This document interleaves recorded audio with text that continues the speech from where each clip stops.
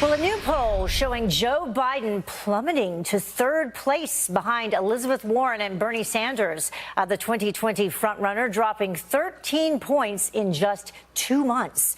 So where does the Democratic power struggle go from here? Here to debate it is Democrat political analyst Kelly Hyman and Republican strategist Chris Prudhomme. Thank you both very much for joining us this morning.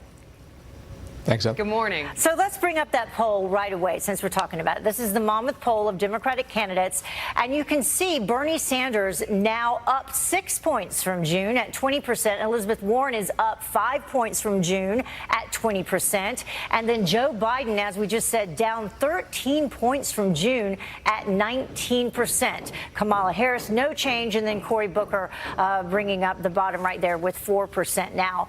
So what do you think about this, Kelly? I'll start with you. Good morning.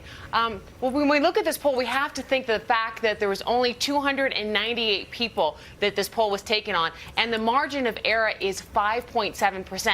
And CNN did a poll last week where Joe Biden had 29% support, and Elizabeth Warren had 15%, and Sanders had 14%. So this is just one poll, and we'll have to see what comes up in the next debate. Yeah, Chris, your thoughts on Biden's tremendous drop?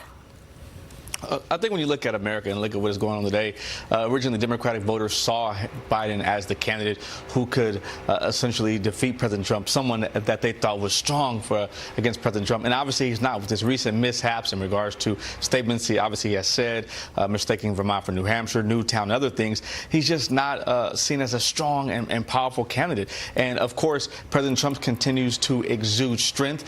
He did a great job at the G7 summit, bringing countries together, bringing leaders together, continuing to make and prepare great deals. And I think voters are seeing on a continuous basis that Biden's just not the guy for them. Yeah, Kelly, you know, another thought here is that the two Democrats in the lead right now are, you know, the socialist candidates.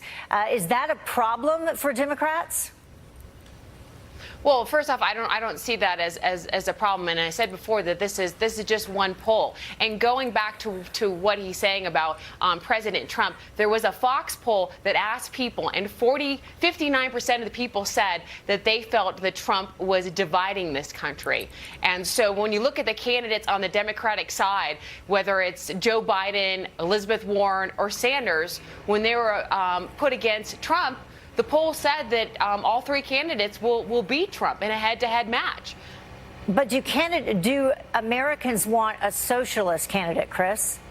Absolutely not. Americans don't want a socialist candidate. America wants a candidate that's for themselves and look out for their own individual pockets. At the end of the day, people care about their own selves and what affects them directly. And that is the economy is doing well. People are getting a better, obviously, tax returns. We are heading towards a recession. We're absolutely not. I don't know. Again, we're not heading towards a recession. Obviously, anything can happen, but ultimately, the economy is doing strong, and President Trump is obviously doing beyond the best he can. Those are rumors, as we've talked about last week. Yeah. At the end of the day, we are looking at it as a positive outcome. President Trump is seen as a stronger and stronger candidate as time goes on, and the country does not want socialists as our leaders. It just doesn't make sense. Kelly, let's take a look at the Biden campaign's response to the poll. They say this poll is an outlier. That is contradicted by every measure of the national average. For example, the Real Clear Politics average has Joe Biden leading with 28.8%. So along the lines of what you said. Absolutely. This is just one poll. And as I stated before, you look at the margin of error, and it's 5.7%, which is very, very high. And other polls show him leading. So we'll have to ultimately see, you know, what happens and what the voters decide on this issue. All right. Kelly, Chris, thank you so much for joining us this morning. We appreciate it. Thanks, Heather. All right. Thank you so much. Have a great day.